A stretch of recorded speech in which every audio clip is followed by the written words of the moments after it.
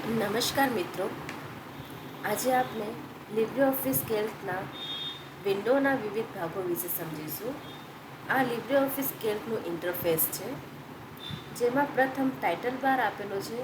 Title બાર સ્પ્રેડશીટનું નામ દર્શાવે છે, જેમ કે અહીં અનટાઇટલ 3 છે.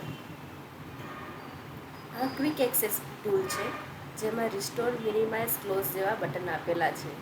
તેમજ અહીં કોર્નર પર મિનિમાઇઝ, મેક્સિમાઇઝ અને ક્લોઝ જેવા બટન આપેલા છે.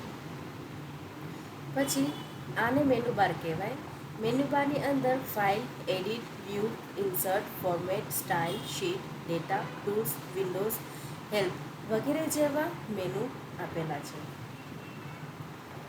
આમાં ઘણા બધા આઇકન તમે જોઈ શકો છો. આ આઇકન્સ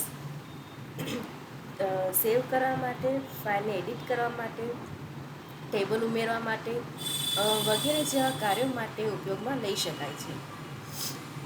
ત્યાર પછી ફોર્મેટિંગ ટૂલ બાર આપેલું છે. ફોર્મેટિંગ ટૂલ બારથી ફોન્ટની પસંદગી કરી શકાય છે, ટેક્સ્ટનું કદ વધારી શકાય છે, ફિલ્ટરિંગ કરી શકાય છે, ગોઠવણ કરી શકાય છે, ફોન્ટના કલર ચેન્જ કરી શકાય છે વગેરે જેવી સુવિધાઓ આ ફોર્મેટિંગ ટૂલબારમાંથી મળી રહે છે. આ નેમ બોક્સ છે, જે તે સેલનું નામ દર્શાવે છે. સપોઝ આ સેલનું નામ C5 છે. આ ફોર્મ્યુલા બાર છે. તમે જે કાંઈ પણ ફોર્મ્યુલા લખો છો તે અહીં દર્શાવવામાં આવે છે. ABCDEFG આ દરેકને કોલમ કહેવામાં આવે છે. આ કોલમના નામ છે અને આ 1 થી લઈને અનંત સુધી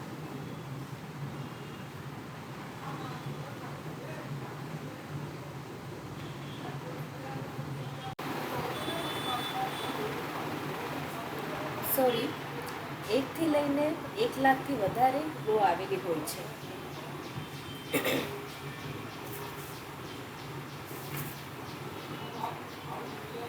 આ વર્કિંગ નેવિગેશન છે. આને વર્કશીટ નેવિગેશન તરીકે ઓળખવામાં આવે છે. અહીં શીટનું નામ આપેલું છે. આપણે શીટ 1 પર કામ કરીએ છીએ.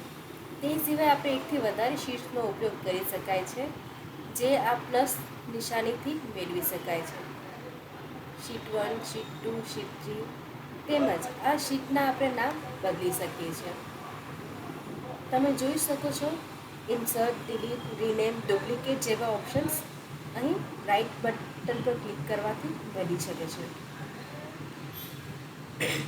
આ એક વર્ટિકલ સ્ક્રોલ બાર છે. અહીં નીચે ઝૂમ કંટ્રોલ આપેલું છે.